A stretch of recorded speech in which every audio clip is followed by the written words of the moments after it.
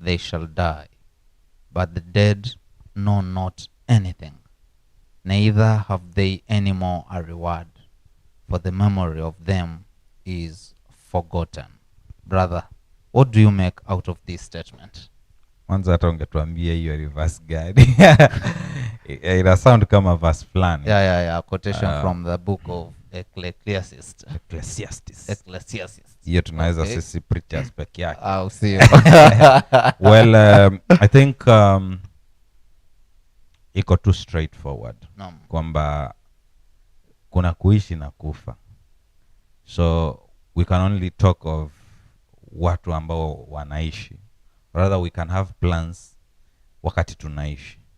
But immediately tumekufa, hiyo story, hakuna story tena. So sisi we are gone and we are gone. That is for good.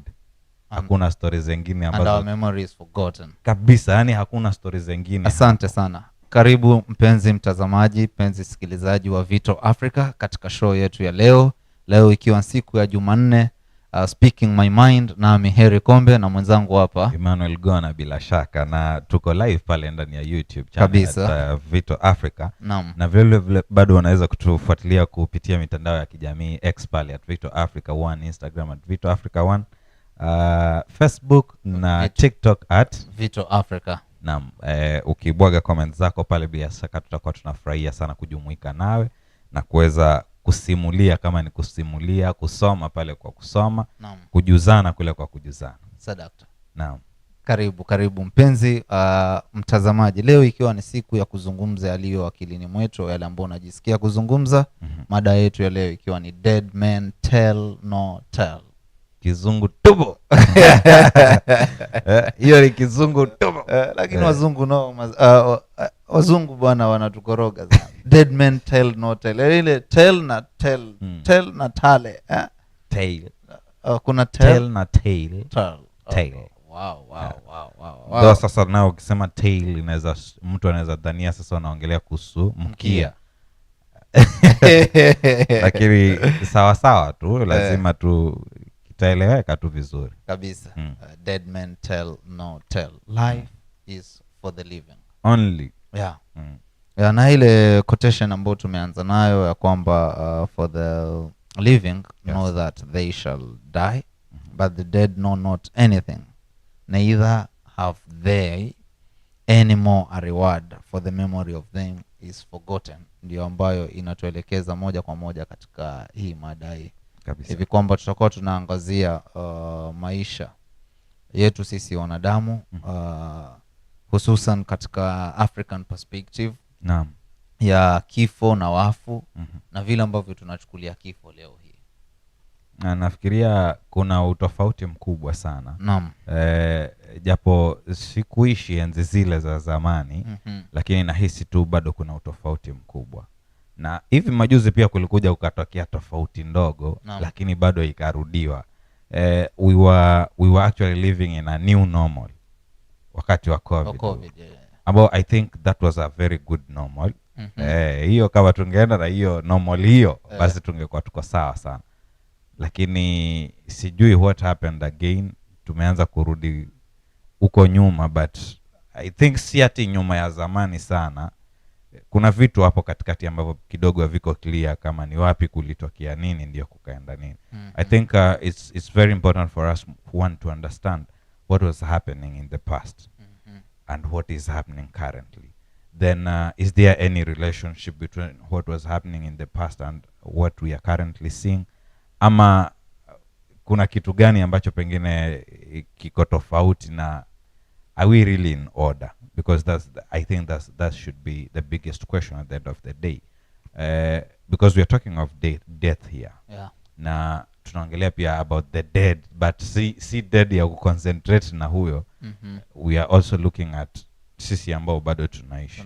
But in relation to one day lazima tutakufa. Kabisa. So tunatakiwa tujue vile ambavyo inatakiwa iende na kwa uzuri zaidi, kwa faida ya kila mmoja, because that's the most important thing.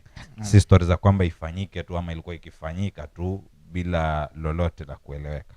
Kabisa. Naam. Yeah, and I should say that our ancestors walikuwa watu ambao wamemakinika sana Naam. kutuliko, japo ni miaka ya nyuma hii evolution yetu nahisi kama kuna vile kidogo inarudi reverse nikicompare na vile walivyokuwa wakiishi wao kulingana na vile ambavyo imeandikwa katika vitabu tofauti tofauti. Zile cultures ambazo walizijenga, walivyochukua muda kuzijenga, kuzipalilia, zikakuwa mpaka sasa ikawa it's their way of life. Na vile ambavyo zilikuwa clearly spelled out kwamba iwapo kutatokea kifo, this is what is going to happen, this is what is going to follow, this is what death signifies and all that. Tofauti na ilivyo leo hii.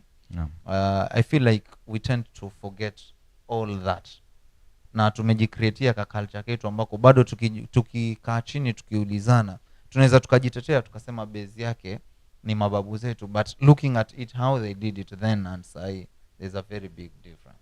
Pengine watu watasema ni tunasemaje, watu bado wanaendelea kuingia katika ulimwengu wa digitali. So maybe tunaweza singizia vitu vingi, but I think wewe unajua wewe umekuwa mwana historia kitambo, ni mwana falsafa wetu hapa Vito. Pengine uanze kutupitisha tu moja kwa moja kwa ni jinsi gani mambo yalikuwa yakifanyika zamani, wakati yani tukiangalia kifo enzi zile ilikuwa ni nini haswa tunaangalia ndani ya hii kifo. Okay.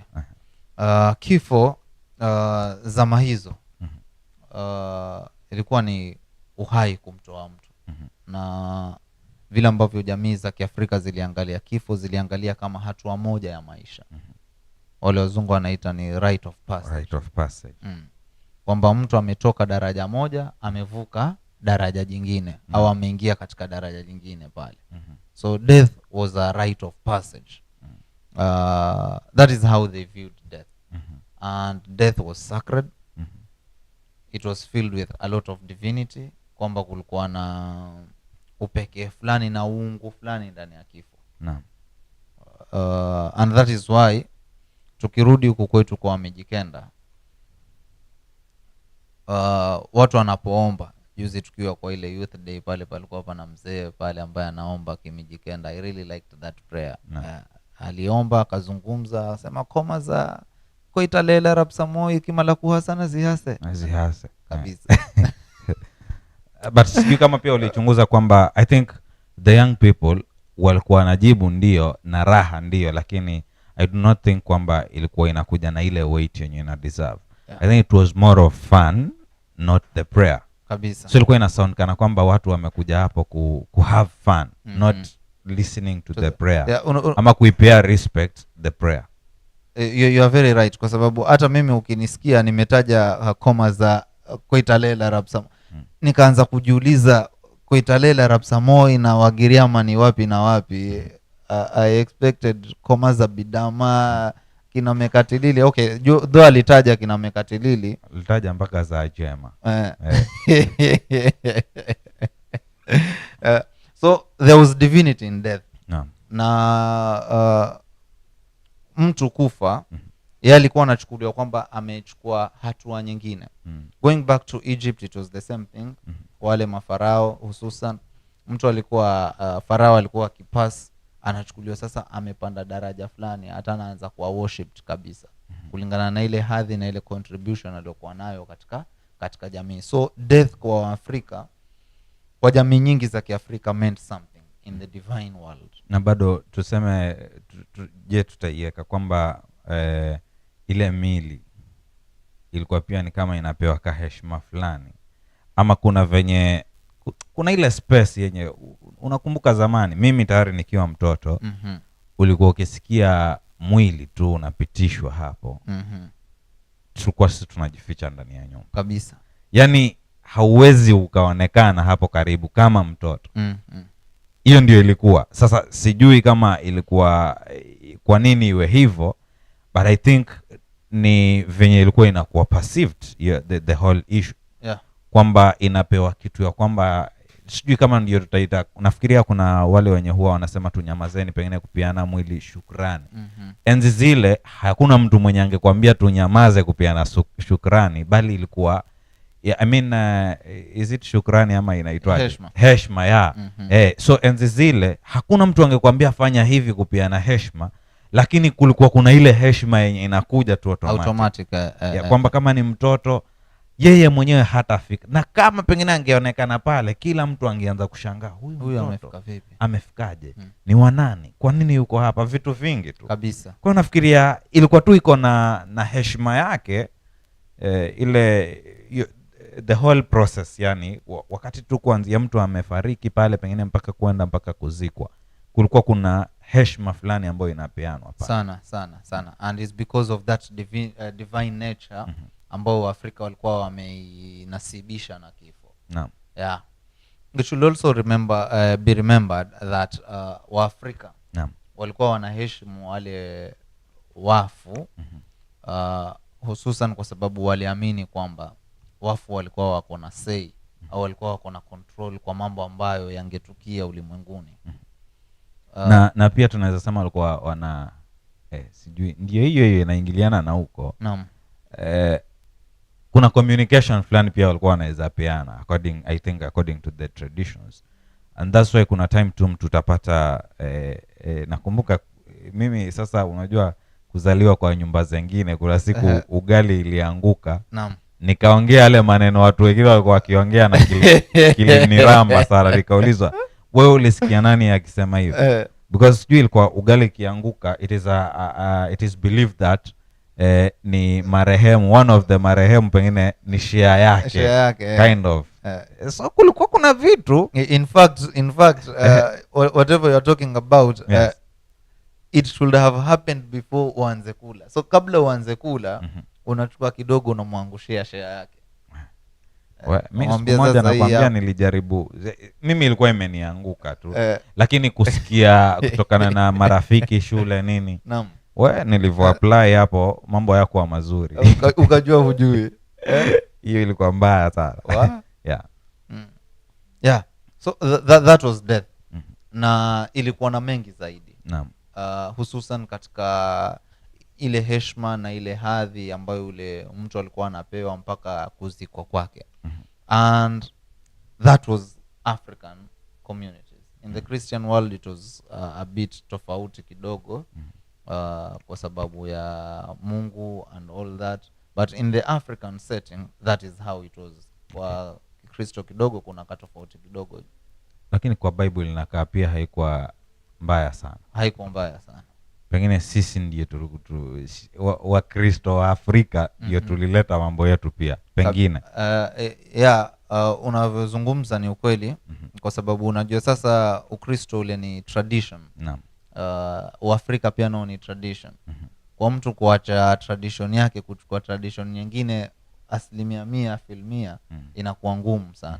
Kwa hiyo ndani ya kile kifo cha huku kwetu sasa leo tumechanganya traditions mbili. Ama hata pengine zaidi ya 3, kwa sababu sisi pia nao tuko wazuri sana kwa kuchanganya huku na huku na huku. Kuna uwezekano hata labda tukatungana yetu mengine juu. Safi. Mpenzi mtazamaji, kumbuka kwamba tuko live pale YouTube at Vito Africa, na vile vile unaweza tufuatilia mitandao yote ya kijamii, X pale at Vito Africa 1, Instagram at Vito Africa 1, Facebook Vito Africa na TikTok at Vito Africa. Pengine tupitie comments 2-3 alafu tutakuwa sasa tunajaribu kuangalia that was then, tumeangalia kuhusu zamani kulikuwa huko vipi kabisa, na vile ambavyo ilikuwa inajibeba, na bila shaka pia tutakuwa tunaangalia sahihi mambo vile yanavyo endelea, alafu tuone je tuko sawa ama kuna vitu fulani ambavyo sisi ndio tumekosa kuvielewa pale. Na Dr. Amunga pale amesema it's a nice discussion. Asante sana Dr. Amunga. Reshirakela anasema nimeona title nikashtuka, acha nitegee uhondo pamoja hadi tamati. Asante sana. Karibu sana Reshirakela. Usishtuliwe na hiyo title. Lakini vile ambavyo imekufanya utegee, endelea kutegea na pia ukaribishe majirani pale na marafiki wote tu waweze kutegea. Hivyo ulivyoshtuka ndio tusonge vizuri pamoja. Kabisa. Karisa Mashaka pale anasema sijui swali langu litahusiana vipi hapa, lakini mbona mtu azikwe kwa suti au mavazi tu mazuri na atutokee akiwa na sanda au mavazi meupe? Karisa Mashaka. Pengine hii ya suti mwanzo tunaweza tuliza tukaja kwa sababu sasa hii tunataka kuangalia pia the recent past. Naam. Not the recent past, actually the present, because tukisema the recent past bado tutarudi kule kwa past. Mababu, but turudi hapa kwa Sanda mwanzo. Zamani pia ilikuwa ikiaminika kwamba pengine endapo kutakuwa kuna makosa ambayo yamefanyika, pengine mtu alokufa yule anaweza kutokea. Nafikiria ndo aka-relate hapa kwamba kwa nini atokee amevaa sanda kabisa, kwa sababu ile time ilikuwa kuna zile imani kwamba na sana ilikuwa ni bland, by the way. So I think it made a lot. Umetaja kuhusu something to deal with divinity kabisa. I think it had a lot of sense kwamba kuna kale ka respect kama tulivyosema kwamba ilikuwa inakuja tu naturally, kwamba you need to give a certain respect ya kwamba okay, as much as this person is gone, but you should always remember that bado ni kama anaweza communicate at any given time. So just in case pengine mmecheza blanda huku, it was believed that huenda ukatokewa tena pengine usiku, ama pengine uko peke yako utokewe tena pale akiwa sasa pengine amevaa sanda, vitu kama hivi. Yeah, and you're very right. Na hiyo ingekuwa na heri zaidi kuliko hiyo miungu ya Kigiriama au Kimijikenda au ya Kiafrika kushuka yenyewe kwa punishment kama ilivyotokea Nyari pale. Unajua sasa so that will be a one-on-one punishment. And ni pale tu unajua sasa ni the dead walikuwa ni kama ka connection fulani between the living and God. Shapata. Sasa hiyo ili instill discipline moja kwa moja kwa hawa watu ambao wako hai. Kweli kabisa.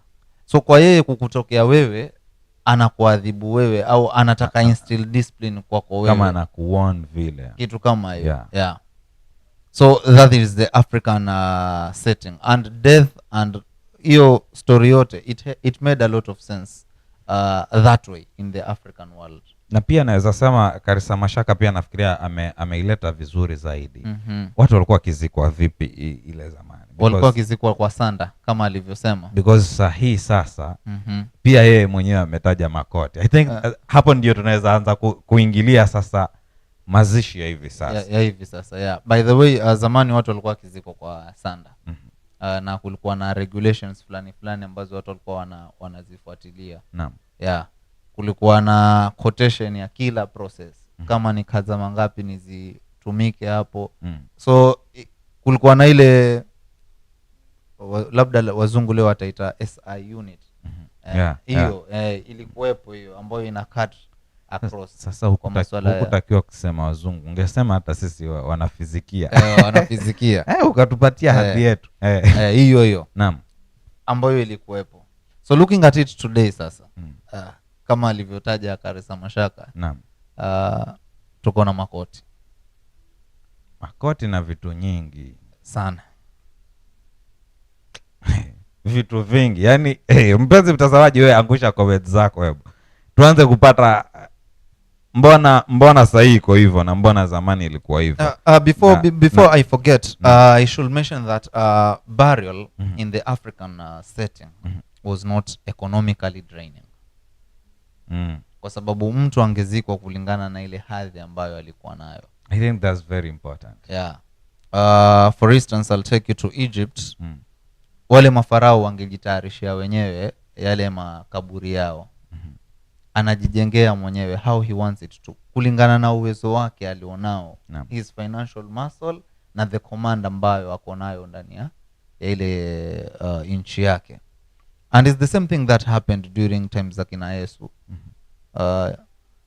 Kila mmoja alikuwa anajichimbia kaburi lake mwenyewe.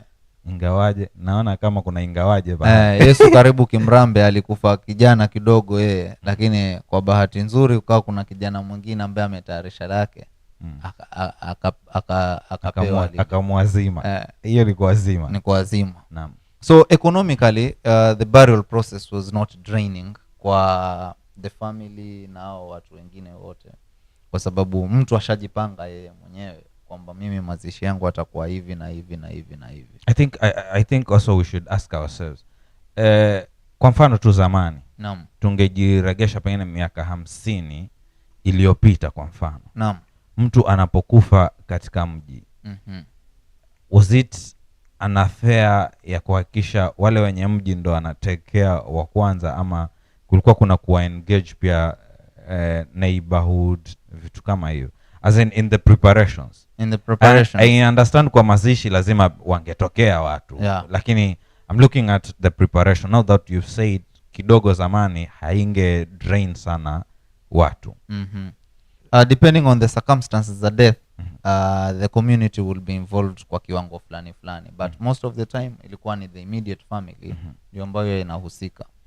A bigger percentage in this case. A bigger percentage. Yeah. Sasa hii generation yetu sasa. Generation yetu. I think sahi mambo mengi yamebadilika. A lot has changed. Ukataja pale ama tuchukue tu mfano. Sipendi sana kutumia mifano, ni speaking my mind. Sipendi sana kutumia pengine mifano ya dini. Naam. Lakini Yesu kuna wakati pale ikasemekana yote yamekwisha. Aya, sijui kiwa msalabani pale akailaza roho. Kiswahili unajua kidogo kinakuwa kigumu. But after amefariki ama ameaga dunia pale, some hours later, ndio mwili ukaja ukachukuliwa, nafikiri ukaenda ukazikwa pale kwa kaburi ambalo kwa limeazimwa. Sitataja majina ya wale waliokuwa ni muhusika mwenye ile kaburi, maana naweza kosea hapa. Lakini ilikuwa kitu kama hiyo. So if we are to look at it as transition, haikuwa na ile muda sana, na I think it's because of the preparedness, if we may say. Kwa sababu kuna watu tayari walikuwa washajiwekea zile makaburi yao. Now what happened, where, when, how, mpaka saa hii imefikia pengine tunaanza kupata wiki 2, mwezi mmoja, ni matayarisho ya mtu amefariki. I don't know what really happened, but I'm just trying to think. Maybe during the colonial era, there could have been a lot of legal processes involved, and that is why kulikuwa na hiyo delay ndefu ya huo mwili nini hivi na vile. I'm just trying to think, though I'm not very sure. What really happened I can't really tell, but today utapata kwamba mwili utakaa kwa muda mrefu sana kabla ustiriwe. Na looking at it, the reason behind most of the time ni watu labda wana raise fund za the ceremony and all that, sijui process za mortuary, mambo mengi tu ambayo kwa upande fulani ukiangalia it's economically draining ile the immediate family ambayo imehusika katika au imepatwa na huo msiba. Most of the time au wanakuwa drained economically. But I think si wenye wamepatwa. I think it's the whole community. Okay. In fact kuna wakati fulani kidogo nipigwe because nilikuwa nasema mtu mmoja akifariki ni kama faida ni nyingi sana. Yes. Death ya mtu mmoja inaleta faida kubwa sana kuliko ile hasara ya kwamba huyo ameenda. Assuming huyu jamaa alikuwa kazini, kuna mtu tayari ashaona pahali ata apply. Zile nguo, jamaa hapa amesema makoti bwana. Ile mwenye duka ashapata makoti hapo atauza. Na suit kule niliona suit cheap squeeze ni 6500. So nasikia mambo yenyewe hayo. Na bado sijui hakuna socks hapo, hakuna vest, hakuna sijui tie. So unaweza pata viatu bado to 15000. Na huyo ni mtu tu, yule mtu average. Nimeita mtu average, pengine hata ni mtu jamaa hata hakuwa na kazi huku mtaani, alikuwa tu hustler kawaida. Avalishwe ranging from tuseme between 10 and 15000 nguo peke yake. Yeah, but nimesema just an average nini. Bado kuna mambo ya chakula. Sasa hii leo hii mimi usikie, mimi si leo lakini leo hii vipi usikie kwamba ndio hivyo kimeniramba. Utakuta saa hii hata ikitokea saa hii kuna watu wataenda wakakunywa chai leo kwetu, na saa hii hata time imeisha, but utapata jamaa wanajipeleka tayari hapo wakaanze kucamp nini. Mabudget yanaanzia from that day. So unapata hizo ni faida kwa watu wengi tu nje, kwa sababu kuna mtu atauza chakula. Kuna siku hizi mazisheni mpaka jamaa wanaenda wanapika viazi, yani mpaka unashanga yani haileti ile dhana ya kwamba hapa pengine ni mazishi. Yani iko ni kama tumekuja fan kind. Yani mazishi saa hii ni mtu amepata form. Ni form ya weekend. Ni form ajabu. Wale ambao wamefiwa wenyewe inabidi sasa wakapimwe manguo pia, wao washonewe nini, yani vitu vingi tu mpaka unashanga ni kama pesa ilikuwa imewekwa mahali ya kufanya hivi, but in real sense si pesa iliwekwa mahali. That's where I think the problem hata iko zaidi, because utapata wakati mwingi ndio ile unapata pengine hata umeadiwa kwa WhatsApp group, umeanza kuitishwa mihela, vitu kama hivyo. I think pale mwanzo tu ulikuwa umesema depending on the instances ama the situations zenye pengine mtu ameweza kuaga dunia zamani, vile ulivyokuwa nadhania kwamba pengine mchango wa majirani ama watu wa nje ungeonekana kwa asilimia fulani, lakini kuna zile designs za kwamba it's almost normal zenye it is expected that maybe the family ndo take a larger share. But our case, yani mtu ambaye hakuwa kwa kazi kabisa leo hii akifariki, budget yake it's not less than 200 for sijui tutaita ni Christians, for Christians not less than 200,000, especially kwa wamejikenda, not less than 200,000. Wow. Na ni mtu ambaye pengine hakuwa na kazi. Sasa akiwa na kazi ndio huko utasikia wengine 800,000, 1 million. Hiyo ni bajeti ya siku moja mtu anazikwa one day. Inahuzunisha sana, kwa sababu ukiangalia hiyo siku ambayo huyu mtu anazikwa, ndio hivyo hayo mambo yote haya, yani they don't count. Yeye hajui kwamba kunaendelea nini. And in fact, let us look at it na venye tu tulikuwa tumeanza. Naam. Kule nyuma. Naam. Zamani tu mtu tulikuwa tumesema hapa, mtu amefariki. Naam. Kulikuwa kuna kale kahisia fulani, uzito fulani, like wenye death had a purpose. Exactly. Yani inakaani kuna ile feeling, unaona? Lakini is it the same way sasa hivi tunavyoongea? Pengine mpenzi mtazamaji pia unaweza share sisi. Is it the same feeling yenye ilikuwa zamani na saa hii? I doubt. About the stories of divinity hapa, kulikuwa kuna touch fulani, ama hata zamani tu mtu mzima tu anapofariki ulikuwa utasikia hapa sasa nini, mpaka mkicheza mesi mnaambia nyinyi mtakuja, atakuja siku hizi ziko. So does it mean that pengine zamani pengine mtu akifa ilikuwa ina make sense, lakini sasa hii hai make sense? Ama what's happening ile the way mazishi ilikuwa inaangaliwa, ama mtu akifariki inabebwa na sahi kuna utofauti, ama ni mimi pekee? Unajua yaweza kwa pia hata ni mimi pekee yangu ndo naiangalia hii. And actually that is the reason why we have this talk today. It's very crucial kwa sababu a lot has changed. Sahi hatuangalii tena na ule uzito ambao mababu zetu walikuwa nao. Naam. Neither do we look at it na ule uzito ambao uko katika vitabu vya dini, be it the Quran or the Bible. Sahi sisi death yani ipo tu, ni form kama ulivyosema. Ni form kama nilivyosema. Kwanza kwa hao jamaa wako makampus nini. Kuna time nilikuwa napitia page fulani ya campus yetu hapo. Nikaona jamaa ameandika ukurasa mrefu sana kuhusiana na vile ambavyo siku ya mazishi watu wataenda kwa burial ya comrade, watapewa basi ya shule, watabebana hapo kila mtu na mpenzi wake. Unaona sasa. Na vile watu watafanya mambo ndani ya gari, na vile wakifika kijijini watasumbua watu hivi, na vile wakijifanya hawajui kuzungumza labda lugha ya mama au Kiswahili, ni kizungu cha kujitia tu kingi. Na starehe nyingi ambazo hazieleweki. So nahisi saa hii ile hadhi ya kifo ambayo ilipewa wakati wa mababu zetu haipo.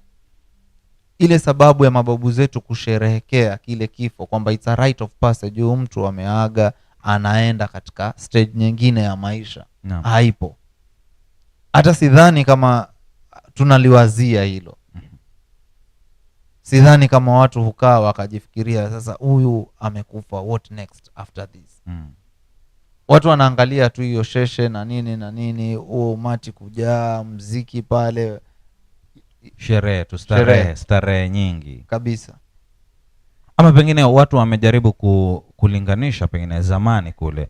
Kuna wakati fulani nilikuwa nikizunguka kule, nikawa naambiwa ndugu zetu wachonyi kule walikuwa zao wanaziita mabulu, sijui after how long watu wanakuja pale wakae sijui siku ngapi, muziki mwingi, sijui siku nyingine unasikia kila mtu anatoka na mbuzi kwao akija chinja hapo. Nini vitu vingi sijui kama itakuwa ni whatever we are seeing right now, pengine watu wanajaribu kurelate na hiyo. I don't know, but at least hiyo na ilikuwa inakaa muda fulani. Baada ya muda pengine wanakuja, sijui sasa ndio tutasema wana celebrate ama wanafanya nini, but hiyo ilikuwa inakuja baada ya muda, si kama sahihi ambapo ni hizo siku ambazo I mean mpaka ile siku ya mazishi yenyewe ndio sherehe ziko kwa wingi zaidi kabisa. Sasa sijui kama hapo kulikuwa vipi, lakini pengine mpenzi mtazamaji pale anaweza pia kutusaidia na vile anavyofikiria yeye kutokana na swala hili, lakini pia tuweze kupitia comments ambazo tayari zishaweza kufika hapa ili kwamba tusiweze kuacha nyuma hapa. Naam. Naona Rishi Raquel pale arudi akajibu Karisa Mashaka ama alimtaja pale Karisa Mashaka, kwani hizi story ni ukweli? Sijawahi amini, naona huwa ni story za jaba. So pengine hii tunaweza sema hata kama zilikuwa ni story za jaba, lakini at least zilikuwa zina instill discipline kwa watu. No, I want to think of it this way. Rishi Raquel anazungumzia katika maisha ya leo. No, hii ilikuwa ni ile ya kutokewa na sanda. Ya kutokewa na sanda. Naam. Leo kwake yeye ni stories. It does not make sense kwa sahihi, lakini zamani ndio mimi najaribu kuangalia zamani. Unaona, huenda ikawa unajua sahihi vijana sahihi ndio tunaleta kila kitu, tunaingiza mambo yetu. So kulingana na yeye sasa pengine ni stories za jaba. But I think zamani I'm not so sure kama ilikuwa watu wanatokewa, but hata kama ilikuwa haitokei ilikuwa it made a lot of sense, and ilikuwa inafanya pia watu at least wanaenda katika mwelekeo fulani ama mfumo fulani. So kuna ile heshima fulani ambayo inapeanwa, because haikuwa kwamba tu utatokewa tu na marehemu akiwa lazima tu ilikuwa ukifanya hivi itakuwa hivi, na hiyo kitu ni guilty conscious yako ndio ambayo ilikuwa inakumaliza by the way kabisa. Na ukifuatilia utaambua ni ukweli. Wale wazee watakueleza kwamba ni ukweli, wale wazee. So nafikiria Rishi Raquel kabla umjudge Karisa Mashaka anza kufanya research, ama tutasaidiana pia. Tunaweza fanya hata documentaries, nadhani tuka confirm vitu kama hizo kabla wazee waishi. Naam. So Rishi Raquel pia karudi akasema mwenye kaburi alikuwa anaitwa Joseph of Arimathea. Ni huyo namjua huyo jamaa, alikuwa na roho mzuri. Simon alikuwa nani yule Shimon yule aliambiwa nini alafu akasema haamini mpaka kaambwa macho sijui nini. Kuna mwingine Simon Peter. Achana nayo. Watatuambia. Gonaldo Hag pale akasema kitambo ilikuwa tunaambiwa tusitaje watu wakufa au watatukujia usiku. Naam. Mkoshua hakitawaramba ndugu zangu. Jameni, hatujataja mtu na pia hata kama ingekuwa iko hivyo hatujaongea kwa ubaya. Naam. We actually trying to see vile vitu venye vilikuwa vinawaka. And I think by the way this is a very good point yenye ametuletea. Naam. If you look at the title tumesema dead men tell not tell. So hii itakuwa tu inaingiliana tu na chenye tulikuwa tunasema hapo. Lakini tu tutakielewa mwisho wa siku. Naam. Mwisho wa siku bila shaka utatupata tuko wapi? Dead men tell no tell. Yes. So mwisho wa siku hiyo ndio tutaimalizia hiyo. So sijali sana na kama tutatokea au tutatokea. Voice Comedy bado akasema nafurahi kuona admins wangu mkiwa pamoja hewani. Nategea nikiwa hapa Classic PS formerly TCC headquarters. Admin, pongezi sana. Asante sana Voice Comedy. Admin. Nimekumbushwa hapa TCC headquarters. Huyu jamaa ni mzungu. Unasema headquarters ina hiyo headquarters. Ameandika headquarters. Huyu ni mzungu. Huyu ni mzungu. Wisecom. Reshira Kela anasema alafu nasikia ukine mtoto after some men especially au mababu hata kama amekufa huyo mtoto atakuwa na characters kama zake. Is that really true? Dead men tell not tell. Lakini hiyo time it was kama tulivyosema zamani. I feel like there's science behind that. Hata cha kuna mtoto kwa mababu zake genetically huyu mtoto ametokana na huko kwa mababu. Sasa hii ni venye zamani venye and that's why pia alikuwa anasema huyu mwenye alikuwa anasema pengine ni story za jaba. Unapata you see ni hiyo science pengine unasema but it wasn't explained the way sasa tunaiangalia kabisa. But you realize that kila kitu yenye ilikuwa hiyo zamani it was actually perfect, if I may call it. It was perfect. So alikuwa kuambia this how it is niko hivyo, hakuna story. Sema tu sasa ndio tumeletewa sijui science nyingi hapo tambua sijui nini mtu ajifanya na derive sijui nini but ni kitu tu ilikuwa clear venye tu unasema hapa hiyo story za genetics zenye zamani hungeambiwa ni genetics. Lakini sasa hii ni lineage, si ndio? Tunaweza sema ni lineage. Kuna mtu kama alikuwa yeye anaonekana yeye ndio kiongozi, definitely katika line yake it is assumed that hawa watu wote wako na damu ya uongozi kabisa. So akiangaliwa mtu yote ambaye yuko katika hiyo lineage anaonekana huyu ni kiongozi kwa sababu fulani aliyokuwa kiongozi wetu ni babu yake. Vitu kama hivyo. But I love the fact that zamani ilikuwa kila kitu ilikuwa iko perfect actually. And to also mention tukianza tumezungumza kwamba this culture was built over years. Haikuchukua tu, hawakukurupuka tu akasema this ni kitu ambacho kilikuwa shaped pole over years. Pia tulitaja kwamba the dead had control or it was perceived that they had control of what should happen on earth or for the living or to the living whatever. Kizungu kinataka kuniramba hiyo preposition hapo. So hata hizo names wakati wakizitaja walikuwa wanazitaja na sababu fulani wakiwa wanataka hiyo connection ya that dead spirit ya zamani na wailete leo hii. So death had a lot it had a lot of sense kwa watu wa zamani, hususan mababu zetu ambao tunawazungumzia sasa hivi au tuliwaita wahenga na wahenguzi. Wahenga na wahenguzi. Lakini cha msingi zaidi tunapozidi kufanya hivi pia nafikiria itakuwa vizuri mtazamaji pia utuambie, je, unahisi kama ule uzito ambao ulikuwa unaangaliwa enzi zile na sasa, je uko sawa? Na kama uko sawa pengine unaweza taja kama ni wapi unadhania pengine kulibadilika ama ni kipi ambacho kinaangaliwa kinasababishwa vitu kama hivyo, ili kwamba tuweze kuona vile ambavyo tutakuwa tunamalizia. Wise Comedy hapa anasema kuvisha maiti nguo expensively na casket ya bei ghali, hiyo ni unafiki mkubwa sana. Na akasema mzee anakufa njaa na mazishi kwake watu. Unajua nimekumbuka enzi hizo Jack Wanja akisema it's not a laughing matter. By the way, it's not a laughing matter. Anasema mzee anakufa njaa na mazishi kwake watu 1000 wanalishwa pishori. Si unaona sasa that is irony kabisa ni ya maisha.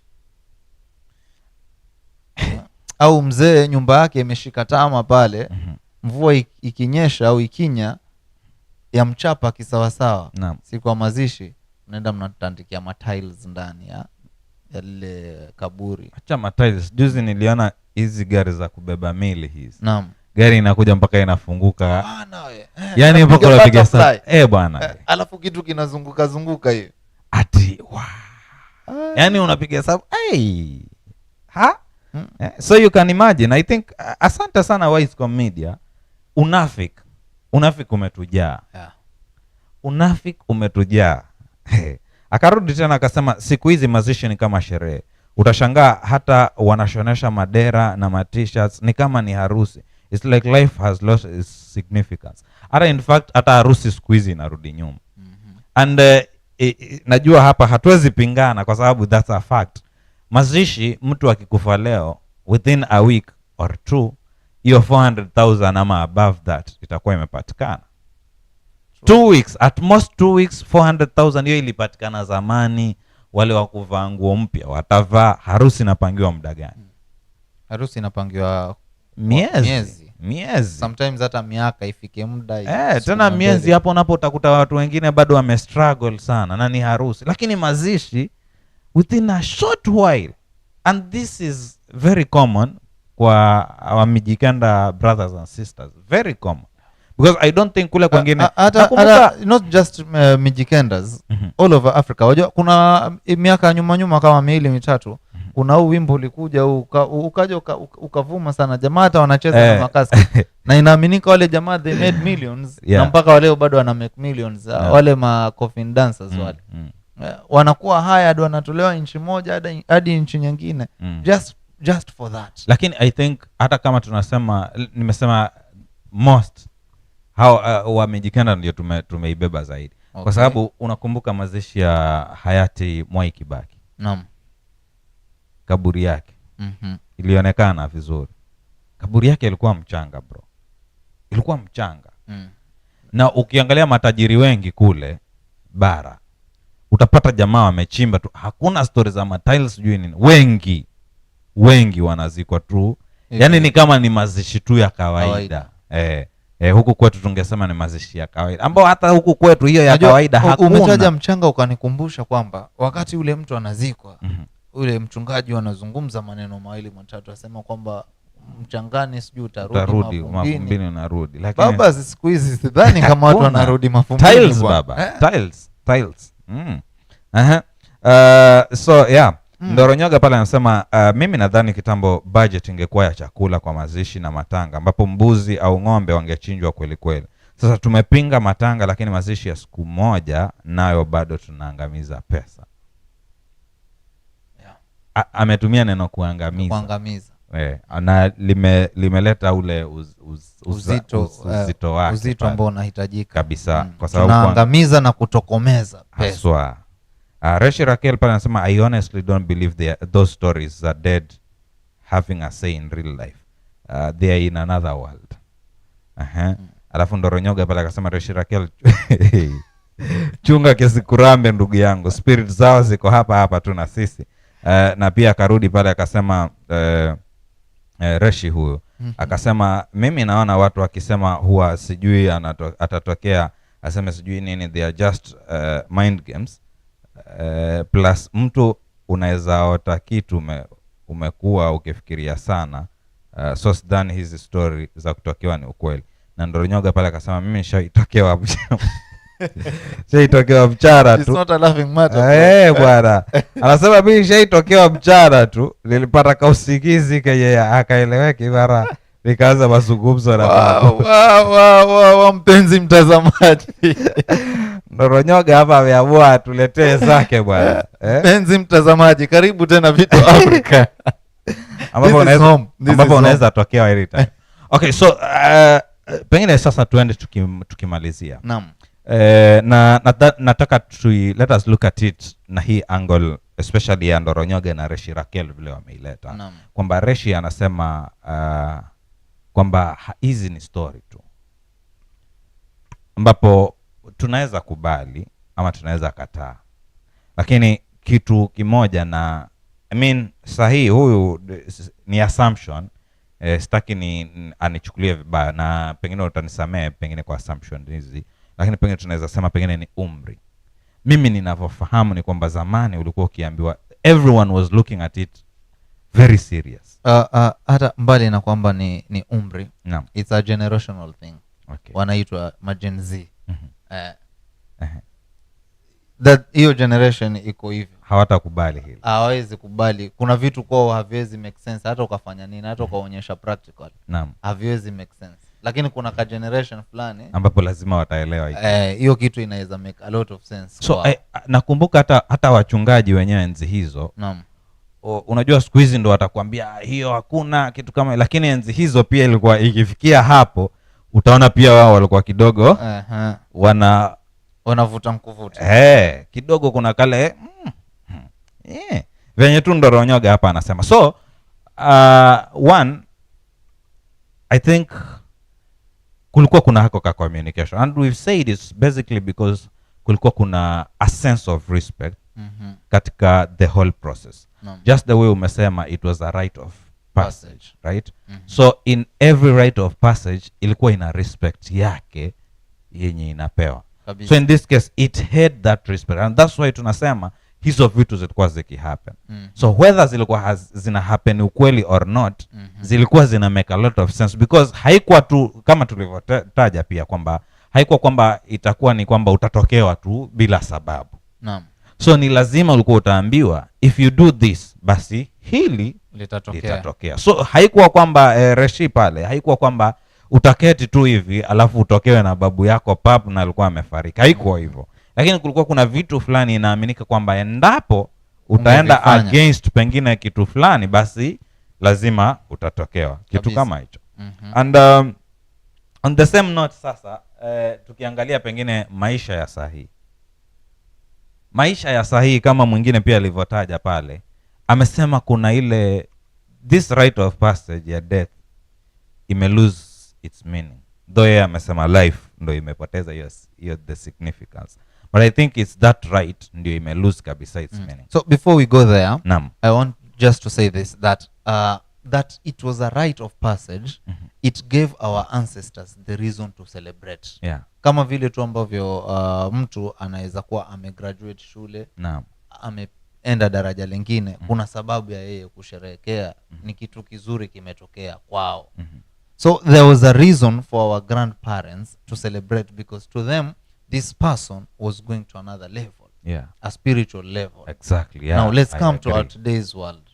In fact hapo nataka ni agree mara ya pili tena. Sasa ndio imeanza ku make sense vizuri. Naam. Kwamba at least wale walikuwa wanajua kabisa basi huyu sasa amepanda chat kabisa. Sasa pengine kule ataenda atu protect. By the way, in fact nakumbuka hata kama ni mvua ilikuwa bado ni through wao, si ndio? Kwamba the dead mwanzo wako na link. So ndio ile mpaka please the dead ndo maybe mvua zije. Ukiwa na issues zozote you start consoled na wale wenyewe waliaga. So I think that makes a lot of sense. Kwamba the celebration ilikuwa inakuja because the belief is hawa watu sasa wameenda kule watakuwa watetezi wetu. So wao ndio link between sisi na pengine miungu ama Mungu, kama kulingana na ile belief yenye ilikuwa. So thank you so much. Hiyo imeweza sana. Imeweza sana. Allow me to read these two comments. Naona watu wawili hapa wameamua kweli. Ndoronyoga hakiwezi ni ramba kwa sababu siamini. Alafu hizo spirits acha kusema ziko hapa na sisi. Don't include me. Huyo ni Reshi Raquel. Hapana tambua. Usikasirike hapa, usije ukatoka hapo. Ndoronyoga nawe upunguze nini, usije ukatupotezea shabiki. Ndoronyoga pia akarudi akasema rusheni mate kwa vifua vyenu tafadhali. Hii maneno ni kweli, si wadanganyi. Tutafanya hivyo pengine mwisho wa kipindi. Siku moja tutamtafuta ule Tsawe Munga wa Chidonga ule wa Pwani University ule. Tumlete hapa pamoja na ule Kazungu wa Arisa. Tuwalete hapa waje watueleze kwa kina haya mambo. Itakuwa vizuri sana. Kabisa. Itakuwa vizuri. So now turudi sasa katika hii, at least ile tumeisort venye iko. Now turudi katika hii generation yetu sasa. And I think hapo ndio Reshi Raquel sasa ameteta napo sana. Kwamba pengine haileti sense. Ambapo pia mimi bado kuna uwezekano nikamuunga mkono sana. Kwa sahihi hata mimi naweza muunga kwa sahihi. But zamani ilikuwa iko sawa kabisa. Na ilikuwa ina happen kabisa. Yes. So Reshi Raquel zamani ilikuwa iko hivyo, na because kama tulivyo, utarudi tu pale mwanzo utasikiza baadaye vile tukianza utajua kwa nini tunasema hivyo. But sahi kwa sababu ya zile hali ambazo ziko hakuna, haijabebwa na ile uzito ambao ilikuwa ikibebwa zamani zile.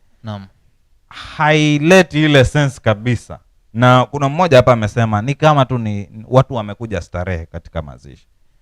Umetaja pia mfano wa pengine watu wa campus, wao wanapiga hesabu zao za kwamba mpaka watu wanaweza fanya pengine kitendo cha ngono kabla hata yale mazishi, wakiwa kwa safari kwenda kwa mazishi. Unaona? So kunaonyesha tu yani it has actually nothing to do with us. And I think huko ndio tutakuwa tunakaribia kumalizia kabisa.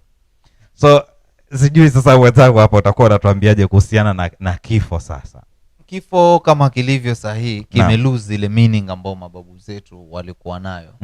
And that is why personally naelekea kukubaliana na Reshi Raquel, japo hajalisema hili, lakini wise kama amelizungumza kwamba there is no reason ya watu kufanya hii burial ceremony and whatsoever. I think ningeachiwa mimi, I will recommend the Islamic way. A very simple ceremony. You die today, wewe umetangulia, haya tunamalizana na wewe, mambo yako afanye nini. Like there is a life that people need to live. Because tunachukua rasilimali nyingi tunazispend kwa kifo ambacho kwa sahi hakina meaning yoyote. Hakitatuletea any benefit, hakina return value. Unlike zamani watu walikuwa hata wakichinja mbuzi 20, mbuzi 10, wanajua huyu mtu tunamchinjia kwa sababu akienda huko yeye ndio anaenda kutubagainia tupate mbuzi wengi. Sasa hii we don't have that belief. Hii generation ya leo haina hiyo imani, hiyo imepotea, haipo. I'm not very sure on what we really believe on, but sahi kwa mazishi ni starehe na kwenda mbele, watu wale wapige sheshe and all that. So people are spending a lot of money to an extent, wanaitisha michango hapa na pale, na bro usipochanga utalaumiwa ajabu, unakuwa adui. Sasa achana na huko kuchanga. Waweza changa na ulaumiwe kwa kukosa kwenda kwa sababu labda umeenda kazini. So hata watu wana expect bado kazi yako ufanye nini? Uiache hiyo siku. Uende ukazike na wao ndio aridhike wao. Ndio aridhike. Wanasahau kwamba there is a life. So I feel like we should now start to question the things that we are doing today, especially when it comes to burial and whatsoever. Kwa sababu we don't need 1,000 people to congregate mahali pamoja tunazika mtu, na hiyo connection hakuna. Akifa amekufa. Hakuna kitu tunatarajia tena. What matters on that particular day, I feel like ni mtu aingizwe pale ndani, afukiwe na kila kitu kiwe kimeenda. Yeye akienda huko hata enda kueleza kwamba mazishi yangu yalikuwa hivi na hivi. I remember at a certain point nilienda kwa burial ceremony fulani across the river ya babangu mdogo, and he was a very good footballer. Na tulirauka asubuhi tukavuka mto huko tukaenda kwa mazishi. Na sikushuhudia kwa sababu japo tulirauka tulichelewa. Watu walikesha tuseme. Japo walirauka, lakini game ilichezwa kwa viwanja tofauti ambavyo huyu jamaa alikuwa akicheza mpira na alikuwa akifanya coaching kama game ya mwisho. Lakini mimi naangalia wa jamaa wanabeba sanduku hapa, mpaka huyu mzee ambaye amelala anajua kinachoendelea. Nasemekana boli kigonga hiyo nini sasa, sijui amefunga, sijui yaani kuna story nyingi hapa. Kulikuwa na story nyingi. Na hata ilipofika ile time ya mazishi, kulingana na program kukawa kuna mtafaruku fulani. Mbona anazikwa mapema? Na alikuwa anazikwa mapema kwa sababu watu walihitaji kuvuka tena mto warudi makwao, wakwenda Mombasa waende, wakwenda Watamu waende, wakwenda Malindi waende, watu haiwezekani. So mpaka very late. So why all this? Ile imani ambayo tulikuwa nayo zamani, kwa sababu zama hizo za mababu zetu, by the way, they even had time ya hayo mazishi. Na hata ule mwili na kichwa kingewekwa kikiangalia upande fulani, Naam. kusignify kwamba there is a connection. Lakini saa hii litachimbwa tu kivyovyote vile na hatawekwa kivyovyote vile, na hakuna mtu atazungumza kitu chochote. But ikifika hapa kwa celebrating, watu watapeana sababu nyingi sana za we need to celebrate, huyu alikuwa hivi, simply because mtu anataka kulewa, mtu anataka kuspend pesa. At the end of the day, tumemzika, tunarudi pale zero. Huyu jamaa kuna watoto wanahitaji kwenda wapi? Shule. Pesa yote tumeitumia kwa mazishi. Hii familia bado iko na inahitaji chakula, ile pesa yote tumeitumia pale kwa mazishi, kufurahisha watu na kuonyesha jamii kwamba sisi huyu jamaa tulimzika kweli kweli na mazishi makubwa. So to what end? Kuleta sifa. Ni uniruhusu tena nipitie comments hapa alafu tuweze kumaliza. Masiba hapa anasema I honestly didn't believe in such stories, ila spirit zipo. Sasa ukisema spirit ziko basi na maisha unaamini. So iko hivyo tu. Najua siku hizi pengine watu wanaogopa kusema hiyo ilikuwa, pengine kwa sababu ya hizi stories za Ukristo, pengine dini hapa mtu anakuambia wewe umeokoka, kwa nini useme hivyo? But I think we are trying as much as possible to angalia the facts. Pale kwenye fact, let us have it as a fact. Iko hivyo. Na si stories za kwamba ati ni stories za jaba kama mwingine alivyosema hapa. Ndoronyoga hapa amesema nakubaliana na ndugu Heri hapo. Tulivyokuwa tukichinja mbuzi na ng'ombe hapo zamani kulikuwa na umuhimu wake sana kuliko hii michango tunayolazimishwa ya mazishi ya starehe yasiyo na huzuni. Asante sana. Asante. Mimi sijui kama utakuwa na la kuongezea pengine tukimalizia. Kumalizia tu, mimi nitarudi kwa ile mada yetu ya leo. The dead men hawataenda wakielezea huko. Hawajui kinachotokea huko. Baada yeye kufa yake amefanya nini? Yameisha. Life is for the living. Tuishi na tuwasindikize hawa jamaa responsibly. Hayo tu. Asante sana. Nami pengine tu niseme kwamba nijaribu tu tujiulize tu mimi na wewe, wakati wa COVID-19 mazishi vile alivyokuwa, je, was it costing us? Sisi lituumana nini wakati pengine mtu alikuwa atazikwa tu na restrictions, pengine watu 10, watu wa familia peke yao, vitu hivyo. Pia nijaribu tu kujiuliza pamoja na wewe mpenzi mtazamaji, hivi leo hii mimi nikifa, wewe ukifa, ukichimbiwa kaburi na ukiangushwa hapo ndani bila sanduku, bila nguo nzuri ama vitu kama hivyo, shida yako wewe kama mfu itakuwa wapi? Ama shida yangu kama mimi marehemu itakuwa wapi? Tukutane wiki inayokuja kwenye kipindi Speaking My Mind. Nimekuwa wako Emmanuel Gona na mwenzangu hapa Heri Kombe. Kwa heri.